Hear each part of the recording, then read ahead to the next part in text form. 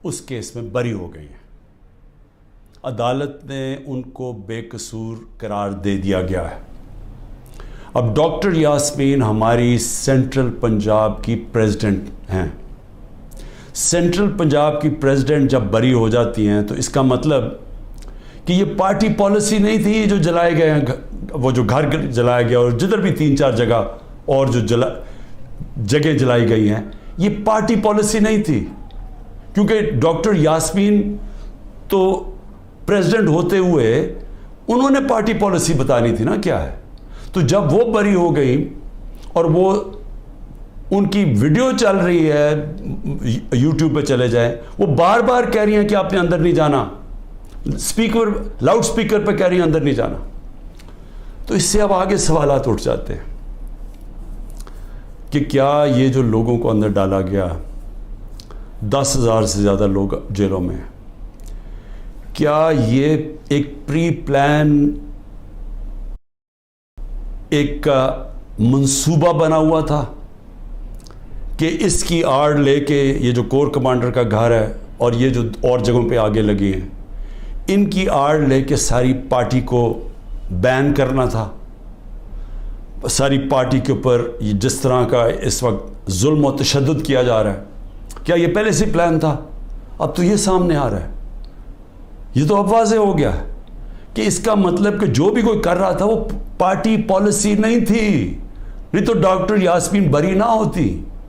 اور میرا 27 سال کی پولیٹکس میں چیلنج کرتا ہوں کہ کہیں بھی آپ جا کے مجھے یہ بتا دیں کہ میں نے کہا ہو کہ قانون سے باہر جانا ہے. پرامن احتجاج, دھرنا کرنا, لانگ مارچ کرنا, جب تک وہ پرامن رہے, یہ ہمارا حق ہے. یہ میرا آئین, میری کانسٹیٹیوشن مجھے یہ حق دیتی ہے اور یہ سب کو پاکستانیوں کو دیتی ہے. 3 لانگ مارچز ہمارے خلاف کی گئی, 3. بتائیں کتنی FIR کٹی, کتنے لوگوں کو, کتنوں کے گھروں میں گھس کے ان کے دروازے توڑ کے اندر جا کے لوگوں کو جیلوں میں ڈالا گیا, کتنوں کی مار پٹائی کی گئی, کتنوں کے اوپر ٹیئر گیسنگ کی گئی. اور مجھے یہ بتائیں کہ اب جو ہمارے لوگوں کو اندر ڈالا ہوا ہے, کیا کوئی اس کے اوپر انڈیپینڈنٹ انکوائری ہوگی یا نہیں ہوگی؟ دیکھیں یہ ہو ہی نہیں سکتا, یہ دنیا کا قانون نہیں ہے کہ آپ ہی جج کریں, آپ ہی فیصلہ کریں سزا اور آپ سزا دے دیں, جج, جوری, ایکسیکیوشنر. یہ تو دنیا میں کہیں بھی نہیں ہوتا. ہمیشہ جب کوئی انسیڈنٹ ہوتا ہے انڈیپینڈنٹ انکوائری ہوتی ہے. اور میں بار بار, میں جب سے جیل سے نکلا ہوں, میں نے چیف جسٹس کے سامنے مذمت کی اور میں نے تب بھی کہا کہ یہ ہماری کبھی پالیسی نہیں رہی. جو پارٹی الیکشن چاہ رہی ہے وہ انتشار نہیں چاہتی, کیونکہ انتشار تو وہ چاہ رہے ہیں جو الیکشن سے بھاگ رہے ہیں, اور یہ جو بھاگ رہے تھے الیکشن سے, یہ ساروں کی مل کے سازش تھی. دیکھیں اب پیچھے دے جائے نا, میں بیل پہ تھا, میں ہائی کورٹ کے اندر بیٹھا ہوا ہوں, مجھے کوئی میرے پر چارج بھی نہیں تھا. اسلام آباد جانے سے پہلے میں نے یہ کہا کہ اگر کوئی وارنٹ نکلی تو میرے سامنے رکھے, میں چپ کر کے ایکسیپٹ کر کے آپ مجھے جیل میں لے جائیں. یہ میں کہہ کے نکلا تھا. پھر کیا ضرورت تھی کہ اتنا بڑا ایک کمانڈو سٹائل حملہ ہوتا ہے, شیشے توڑتے ہیں, لوگوں کو ڈنڈے مارتے ہیں, جس طرح کے وہ بیچارے وہاں کام کرنے والے جو رجسٹری آفس میں تھے ان کو ماریں پڑتی ہیں, کمپیوٹر توڑ دیتے ہیں, شیشے توڑ دیتے ہیں, اور مجھے ایک دہشت گرد کی طرح پکڑ کے لے کے جاتے ہیں جو اس کی ساری دنیا میں وہ چلی جاتی ہیں تصویریں. تو اس کا بعد تو رد عمل آنا تھا. تو اب میں یہ سوچ رہا ہوں کہ کیا یہ جان کے کیا گیا تھا؟ کیونکہ مجھے آرام سے بھی پکڑ سکتے تھے, مجھے پولیس بھی پکڑ سکتی تھی, میں ہائی کورٹ سے باہر نکلتا تب بھی پکڑ سکتے تھے, میرے ساتھ تو کوئی لوگ ہی نہیں تھے. تو کیا وہ سارا کچھ کرنا, وہ مار دھاڑ کرنا, کیا یہ منصوبے کا حصہ تھا؟ اور یقین کریں جیسے ہی میں اندر گاڑی کے بیٹھا ہوں, جب انہوں پکڑ کے لے کے گئے, بڑی میرے سے تمیز سے باتیں ہوئی, کوئی میرے سے برا سلوک نہیں ہوا وہاں سے لے کے نیب میں. تو کیا یہ دکھانے کے لیے سب کچھ تھا جس کا رد عمل آیا اور وہ پہلے سے پلان کیا ہوا تھا یہ جو سب کچھ ہوا ہے؟ میں پھر سے کہتا ہوں کہ اگر سچ پہ پہنچنا ہے تو وہ صرف ایک طرح کہ ایک انڈیپینڈنٹ انکوائری کی جائے. اور یہ جو ہوا ہے ڈاکٹر یاسمین کی جو بری کیا گیا، اور وہ ہونا ہی تھا انہوں نے بری، کیونکہ ان کی تو ویڈیو چل رہی تھی کہتے کہ اندر نہیں جانا آپ نے، اور روک رہی تھی لوگوں کو، تو اس سے تو بری ہونا تھا. لیکن یہ ہماری پریزیڈنٹ تھی سینٹرل پنجاب کی، سارا سینٹرل پنجاب ان کے نیچے تھا، تو جو بھی انہوں نے بولنا تھا وہ ہماری پالیسی تھی. تو ایک تو میں یہ آج کہنا چاہتا تھا کہ یہ ایک ایسی چیز ہوئی ہے کہ جو سب کو، جو ہمارے اوپر ساروں کو غدار بنا دیا، فوج کے دشمن بنا دیے، یہ سب کو آپ سوال پوچھنا چاہیے کہ اس کے پیچھے کون تھا. دوسری چیز، میں اپنے کارکنوں کی اب بات کرنا چاہتا ہوں، کیونکہ میرے پاس اب جو نکل کے آئے ہیں کارکن، ابھی میں باہر، میرے ایک کارکن جس کو 17 دن جیل میں رکھا ہے وہ واپس آیا، سارے ایک ہی کہانی سنا رہے ہیں. اتنے زیادہ لوگ ہیں، جیل چھوٹا ہے، سب کو وہاں بند کیا ہوا ہے، یعنی وہ جیل میں گنجائش ہی نہیں ہے جو جیلوں میں جتنے زیادہ لوگوں کو انہوں نے بند کیا ہوا ہے. کس حالات میں وہ رہ رہے ہیں، کس طرح گندگی ہے وہاں، کھانا ان کو دیا نہیں جاتا، 2 دن کہتا ہم نے روزے رکھے ہیں، کھانا ہی نہیں تھا. اور پھر ان سے جو سلوک کیا گیا، یعنی ایسے رکھا گیا، یہ پولیٹیکل ورکرز ہے، انہوں نے کوئی کرائم نہیں کی، ان کی ابھی تو کرائم ثابت ہی نہیں ہوئی، اور پھر وہ بتاتے ہیں ہم جاتے تھے ادھر عدالت میں، وہاں سے نکلتے تھے دوسرے کیس پہ اندر ڈال دیا. اب یہ جو آدمی نکلا ہے، یہ صرف یہ کوئی 40 لوگ رہا ہوئے ہیں، 40 میں سے 7-8 نکلے ہیں، باقیوں کو پھر جیلوں میں ڈال دیا. تو یہ مجھے بتائیے کون سا قانون ہے آج پاکستان میں؟ میں یہ سوال پوچھتا ہوں کہ جو بھی آج حکمرانی کر رہے ہیں، کیا ان کو اندازہ ہے کہ یہ پاکستان کو کتنا نقصان پہنچایا جا رہا ہے؟ ٹھیک ہے، تحریک انصاف کو کمزور کیا جا رہا ہے، توڑا جا رہا ہے، لوگوں کو دھمکیاں دے کے چھڑوائی جا رہی ہے پارٹی، گھروں میں گھس جاتے ہیں، اگر وہ نہیں ملتے تو ان کے جاننے والے یعنی خاندان کے لوگوں کو پکڑ کے لے جاتے ہیں. اگر وہاں کوئی گھر میں کوئی نہیں ہے تو ان کے پھر جو رشتہ دار کہیں رہ رہے ہیں، بہنیں رہ رہی ہیں، ان کے اوپر پیچھے پڑ جاتے ہیں، ان کو اٹھا کے لے جاتے ہیں. پھر بزنسز تباہ کر رہے ہیں، جو حماد اظہر کی فیکٹری بند کر دی ہے. اور بھی میں سب کا بتاؤں کہ جن کے ہمارے جن کے کاروبار تھے، کاروبار بند کر دیے. عاطف خان کا کاروبار، 100 سے زیادہ لوگ وہاں کام کرتے تھے، وہ بند کر دیے. وہ ایکسپورٹ کرتے تھے چیزیں، وہ رہ گئی بیچ میں. تو یہ جو کیا جا رہا ہے، میں پھر سے یہ سوال پوچھتا ہوں کہ ہم جا کدھر رہے ہیں؟ یعنی اس سے اچیو کیا ہوگا؟ تحریک انصاف کمزور ہو گئی، تحریک انصاف اتنی کمزور ہوگی کہ وہ الیکشن لڑنے کے قابل نہیں ہوگی. ملٹری کورٹس سیٹ اپ کیے ہیں ایک ہی وجہ سے کہ میرے کوئی بھی کیس کے اندر مجھے سزا نہیں ہو سکتی. سارے میں نے وکیلوں کے ساتھ سارے بوگس کیسز ہیں، تو آخر میں ملٹری کورٹ میں سزا دیں گے. یہ کھلے اس لیے کہ عمران خان کو سزا دی، چلیں جی میں جیل میں چلا گیا. اب آگے چلیں گے، اس کے بعد کیا ہوگا؟ اس کے بعد پوچھنے کی بات یہ کہ کیا پاکستان جو تیزی سے اس دلدل میں پھنستا جا رہا ہے، اس سے نکل جائے گا؟ کیا ہماری معیشت جو اس وقت کبھی اتنے برے حالات میں نہیں تھے جو آج ہے، کیا یہ جو مہنگائی پاکستان کی تاریخ میں سب سے زیادہ 12.4% تھی جب ہم اقتدار میں تھے 1 سال پہلے، آج وہ 38% پہ پہنچ گئی ہے. یعنی لوگوں کو تنخواہ دار طبقے کے لیے اب وہ عذاب آ گیا ہے اور آتا جائے گا.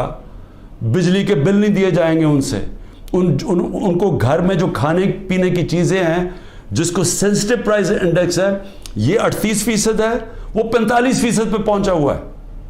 یعنی جو گھر کی کھانے پینے کی چیزیں، جو عام کچن آئٹمز ہیں، جو بجلی وغیرہ ہے، تو کیا یہ ٹھیک ہو جائے گا اس سے؟ کیا مجھے کوئی یہ آج بتا دے کہ تحریک انصاف چلیں الیکشن بھی ہار گئی، کیا یہی لوگ آئیں گے نا واپس جو ابھی اقتدار میں بیٹھے ہوئے ہیں؟ تو انہوں نے تو 1 سال میں ملک کو تباہی بیڑا غرق کر کے رکھ دیا. یہ جو اب تو جو فیکٹس اور سٹیٹسٹکس ہیں، اعداد و شمار، یہ تو چھپتے نہیں ہیں. یہ تو آپ سیدھی طرح پاکستان کی وہ اکنامک سروے دیکھ لیں، اس میں تماشا دیکھ لیں کہ کیا ہوا ہے. کہاں 2 سال ایوریج اوسط جو ہماری اکانومی بڑھ رہی تھی وہ 6% تھی. 6% کا مطلب یہ ہے کہ پاکستان کی تاریخ میں یہ وہ 2 سال تھے جدھر سب سے زیادہ معیشت اوپر جا رہی تھی. اور میں یاد کرا دوں جو پچھلی دوروں میں جب ایسے گئی ہے تو امریکی ڈالر آ رہے تھے. ایوب خان کے دور میں سیٹوں اور سینٹوں کا پیکٹ تھا, ہم ان کے ساتھ ملے ہوئے تھے, ہمیں ڈالر آ رہے تھے. ضیاء الحق کے دور میں ہم افغان جہاد کا حصہ بنے تھے, تب بھی ڈالر آ رہے تھے. جنرل مشرف کے دور میں 1-2 سال جو ترقی ہوئی تھی وہ ہم وار آن ٹیرر میں ان کے ساتھ ملے ہوئے تھے, تب بھی ڈالر آ رہے تھے. یہ باہر سے ڈالرز آنے کے بغیر ملک میں 6% اوسط ہماری جو اکنامک گروتھ ہوئی, اور یہ ایک شعبے میں نہیں ہوئی.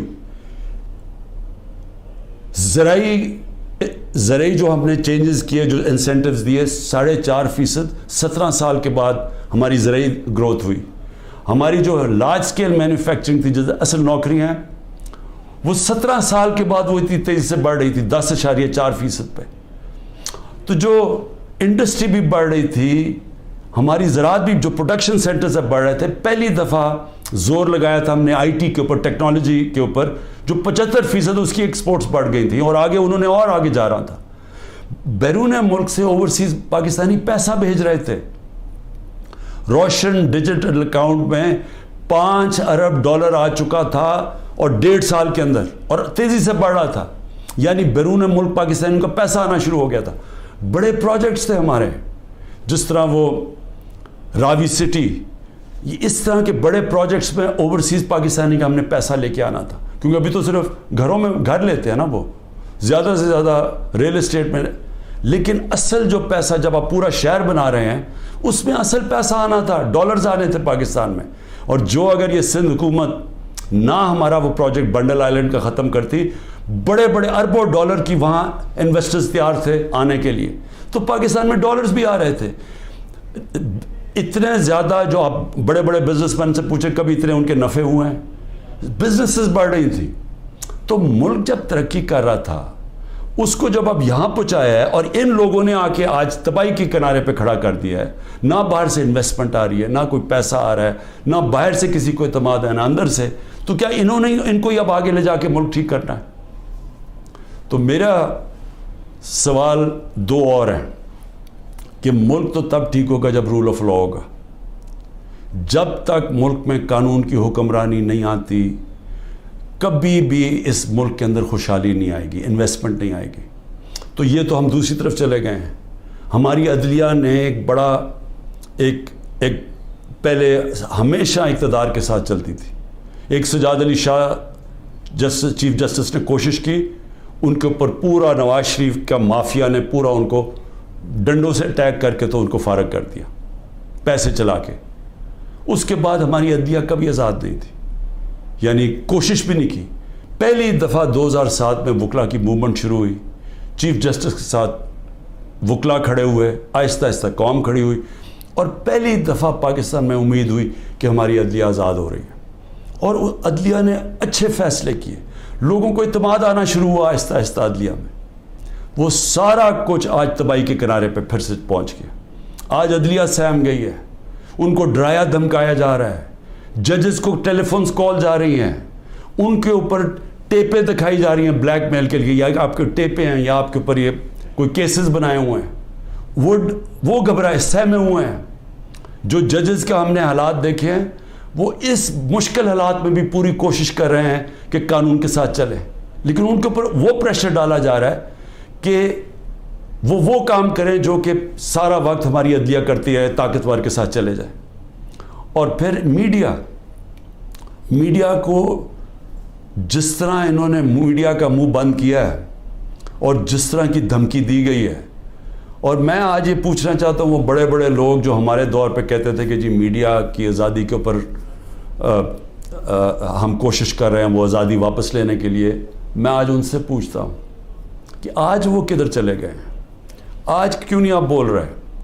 آج تو آپ کے اوپر وہ میڈیا کے اوپر کیا, یہ مارشل لاز کے اندر بھی نہیں ایسا تھا.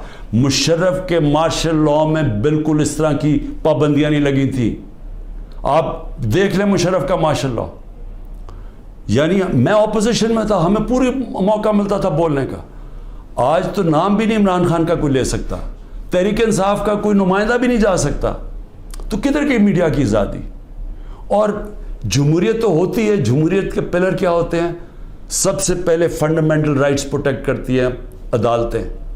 جو ہمارے شہریوں کے فنڈامنٹل رائٹ ہے پرامن احتجاج کرنے کا، وہ ختم ہو گیا. ایک پولیٹیکل پارٹی کی اپنے جو ایکٹیویٹیز کرنے کے لیے جو اپنی جلسے کرتی ہیں، جلوس کرتی ہیں، وہ سب ختم ہو گئے ہیں.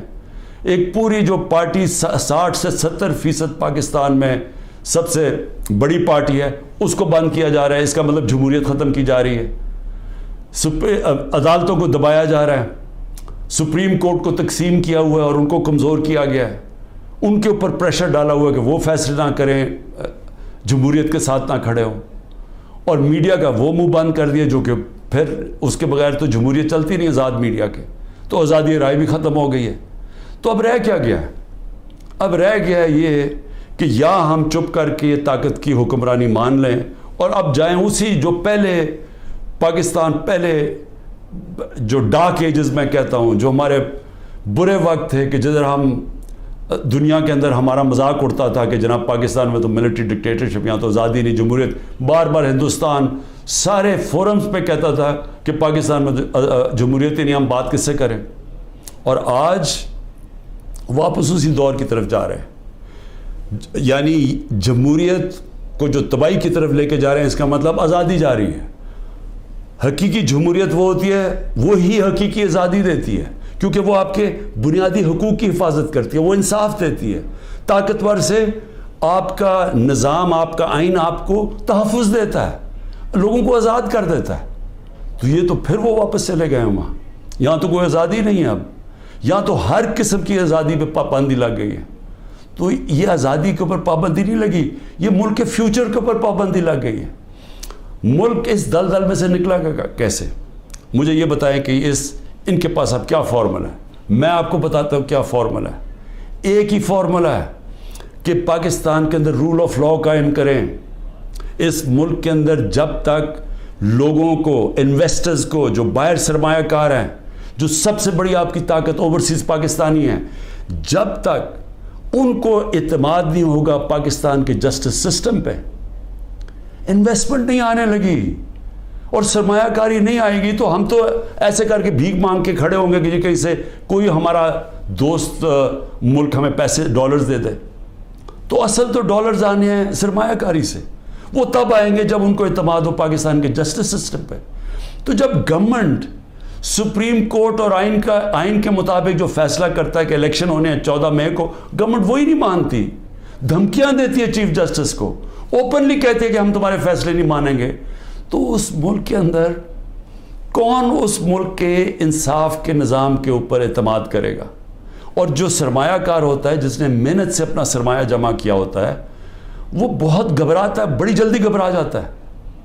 اس کو جب تک اعتماد نہیں ہوتا کہ میرا سرمایہ کو ایک ملک کا انصاف کا نظام تحفظ دے گا، میں جب بزنس کروں گا تو میرے پاس اگر فراڈ ہوا تو میرے پاس ایک جسٹس سسٹم ہے، وہ پروٹیکٹ کرے گا مجھے، وہ انویسٹمنٹ نہیں کرتا. الائن دبئی کے اندر، یو اے میں، ابھی مجھے وہاں سے خبر آئی کہ پچھلے 8 مہینے کے اندر پاکستانیوں نے الائن میں اتنی انویسٹمنٹ کی ہے جو کہ انہوں نے 10 سال میں پاکستانیوں نے نہیں وہاں کی تھی. تو پاکستان کا تو سرمایہ باہر جا رہا ہے، باہر سے چھوڑیں کہ سرمایہ پاکستان آنا ہے. لوگوں کو تو امید کھو بیٹھے ہیں، وہ اپنا سرمایہ بھی بھیج رہے ہیں. اور جو ہمارا ہیومن کیپٹل ہے، یعنی جو ہمارے پروفیشنلز ہیں جن کو باہر نوکریاں مل سکتی ہیں، وہ چھوڑ کے جا رہے ہیں. تو آگے تو ہمارا امید ہی ختم ہو گئی ہے. تو یہ اگر سارا پلان ہے کہ کسی طرح یہ سب کچھ ہو رہا ہے تحریک انصاف کو ختم کرنے کے لیے، تو اس کے بعد آگے تو پلان بتائیں کہ ختم کر کے پھر کیا کرنا ہے. تو وہ تو کوئی نظر ہی نہیں آ رہا. ان کا تو کوئی روڈ میپ ہے نہ ان کے پاس تو ہوتا تو اب تک یہ ٹھیک کر چکے ہوتے ملک کو. تو یہ تو کسی کے نہ اسٹیبلشمنٹ کے پاس کوئی روڈ میپ ہے. تو یہ تو ہمیں اندھیرے میں لے کے جا رہے ہیں. اس لیے میں صرف اپنی قوم کو آج یہ کہنا چاہتا تھا کہ دیکھیں، 2 راستے ہیں. فیصلہ ہم نے کرنا ہے کہ کیا ہم نے یہ ایک جنگل کے قانون کی طرف جانا ہے اور تباہی کی طرف اور اندھیرے کی طرف، یا ہم نے ساری قوم نے جد و جہد کرنی ہے آزادی کی طرف، رول آف لاء کی طرف، کانسٹیٹیوشن کی طرف، حقیقی جمہوریت کی طرف اور خوشحالی کی طرف؟